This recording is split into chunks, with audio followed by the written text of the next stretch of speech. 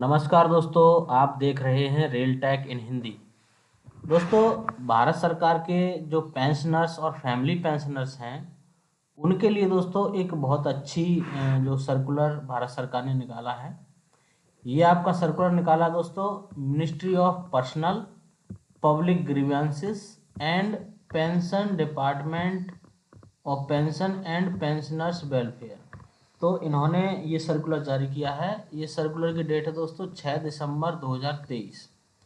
तो इनकी तरफ से ये ऑफिस मेमोरेंडम जारी किया गया है, जिसका सब्जेक्ट है grant of fix medical allowance, जिसे शॉर्ट में दोस्तों एफएमए बोलते हैं, to pensioners, family pensioners covered under national pension system. तो अभी दोस्तों इन्होंने जो फिक्स्ड मेडिकल अलाउंस से संबंधित एक सर्कुलर जारी किया है। तो देखते हैं सर्कुलर में क्या है आगे। देखिए, सबसे पहला पैराग्राफ इन्होंने दिया है कि in accordance with the existing instruction.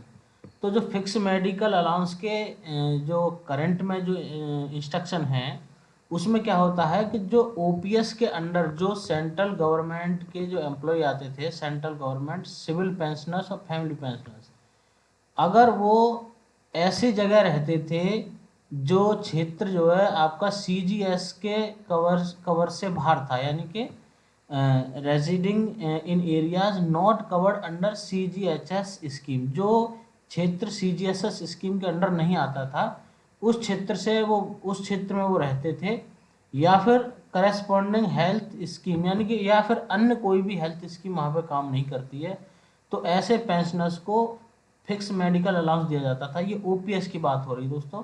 And not availing OPD facility under CGS. तो जो पेंशनर्स सीजीएचएस के अंडर ओपीडी फैसिलिटी भी अवेल नहीं करते, तो उनको सरकार क्या है एफएमए देती थी, फिक्स्ड मेडिकल अलाउंस पेंशन के साथ में।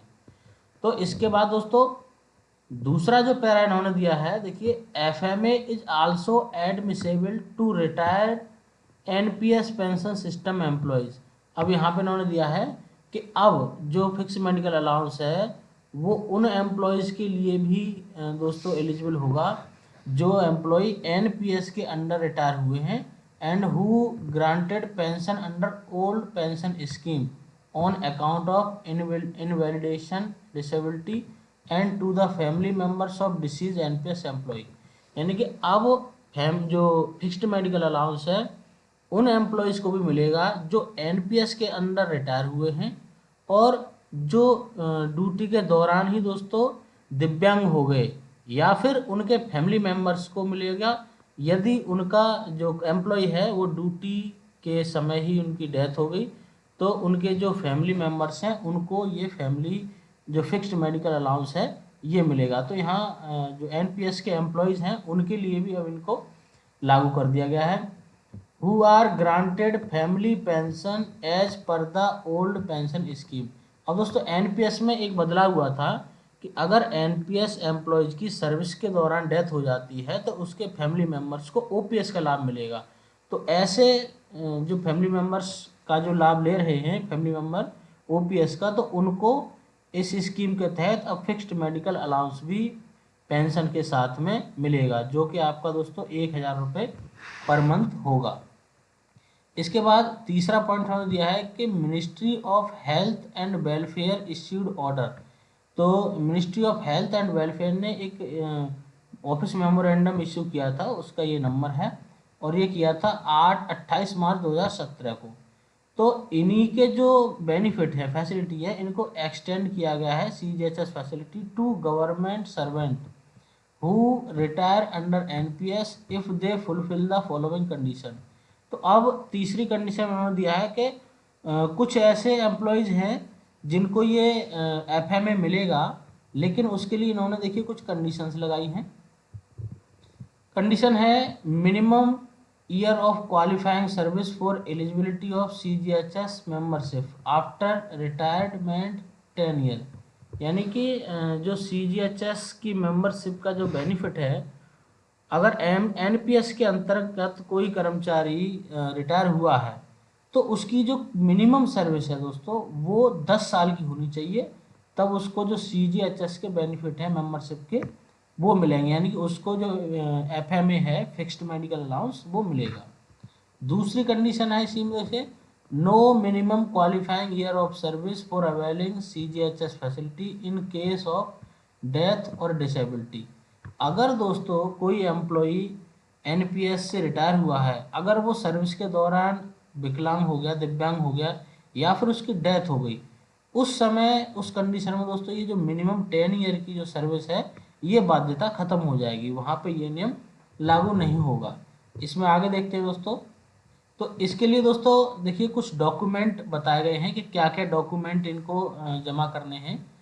The retiring government servant shall submit the following forms document in triplicate to the head of office, यानी कि 3 कॉपियों में ये डॉक्यूमेंट हैं अपने हेड ऑफ ऑफिस को दोस्तों जमा करने पड़ेंगे, जो एम्प्लॉय एनपीएस के तहत रिटायर हुए हैं उनको।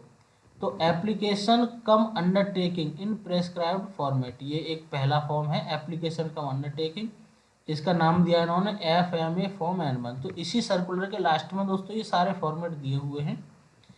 Along with 2 copies of photograph, 2 photograph इसके साथ, specimen signature and identification marks, ये पहला डॉक्यूमेंट जमा करना है। दूसरा है details of family in prescribed format, तो इसका फॉर्मेट है फॉर्म 2 ऑफ सीसीएस। तो ये भी दोस्तों डॉक्यूमेंट जो सर्कुलर है इसके लास्ट में दिया है। और तीसरा है undertaking address to bank for recovery of overpayment in prescribed format, तो ये एक बैंक के लिए देना होगा। इसमें दोस्तों आपका ये फॉर्मेट है आपका फॉर्मेट N1, ये तीसरा हो गया। और चौथा फॉर्मेट है दोस्तों nomination form for payment of arrear of FMA in prescribed format, तो ये हो गया आपका एफएमए फॉर्म N2। तो 4 प्रकार के फॉर्मेट दोस्तों जमा करने पड़ेंगे, वो सारे ही फॉर्मेट इसी सर्कुलर के लास्ट में दिए गए हैं। आगे अगला दोस्तों, the bank shall make payment of FMA on quarterly basis in the following manners. अब देखिए बैंक जो है क्वार्टरली बेसिस पे ये फिक्स्ड मेडिकल अलाउंस पेंशनर को देगा। अब कैसे देगा? For the month of December to February, यानी कि जो दिसंबर से और फरवरी तक का जो एफएमए होगा in the first week of March, ये मार्च के फर्स्ट वीक में मिलेगा। और मार्च से मई तक का एफएमए ये मिलेगा आपको दोस्तों जून के फर्स्ट वीक में। और जून टू अगस्त, जून से अगस्त तक का जो एफएमए होगा वो सितंबर के फर्स्ट वीक में मिलेगा। और सितंबर से नवंबर तक का जो एफएमए होगा वो दोस्तों आपका दिसंबर के फर्स्ट वीक में मिलेगा। इसके अलावा the payment of FMA to be made in the first week of December for the month of September to November and all subsequent payment of FMA will be subject to submission of life certificate. अब दोस्तों ये जो benefit हैं ये मिलेंगे तभी जब pensioner अपना लाइफ सर्टिफिकेट जमा कर देंगे, चाहे वो डिजिटली जमा करें या फिर फिजिकल जमा करें, in the due in the month of November. ये नवंबर के महीने में हर साल पेंशनर्स को अपना लाइफ सर्टिफिकेट जमा करना होगा ये बेनिफिट लेने के लिए। और दोस्तों ये जो ऑर्डर है, this order will take effect from the date of issue of order. तो ये जो आदेश हैं जिस डेट में ये सर्कुलर जारी किया गया है उसी डेट से दोस्तों ये जो एफएमए है वो मिलना शुरू हो जाएगा। और ये जो सर्कुलर है ये जारी किया गया आपका 6 दिसंबर 2023। तो 6 दिसंबर 2023 से, यानी कि नई साल आने से पहले ही जो पेंशनर्स हैं एनपीएस के तहत, दोस्तों पहले ओपीएस के तहत पेंशनर थे उनको तो मिलता ही था ये लाभ, लेकिन अब ये लाभ एनपीएस के तहत जो एम्प्लॉय रिटायर हुए हैं उनको भी कुछ कंडीशंस के साथ ये एफएमए फिक्स्ड मेडिकल अलाउंस पेंशन के साथ मिलना शुरू हो जाएगा। इसी सर्कुलर में दोस्तों देखिए लास्ट में जितने भी फॉर्मेट बताए गए हैं देखिए ये सारे यहाँ दिए हुए हैं, एफएमए फॉर्म N1, और इसके अलावा अगला है दोस्तों फॉर्म 2, इसके अलावा है आपका फॉर्मेट N1, और इसके अलावा एक लास्ट फॉर्मेट है। ये चारों फॉर्मेट दोस्तों आपको जमा करने पड़ेंगे अपना जो हेड ऑफ जो डिपार्टमेंट है उसके पास दोस्तों आपको हेड ऑफिस में जमा करने पड़ेंगे, जिससे आपको ये सारे लाभ मिलना शुरू हो जाए। तो दोस्तों आपका क्या विचार है इस सर्कुलर के बारे में, कमेंट करके ज़रूर बताएं। Thank you.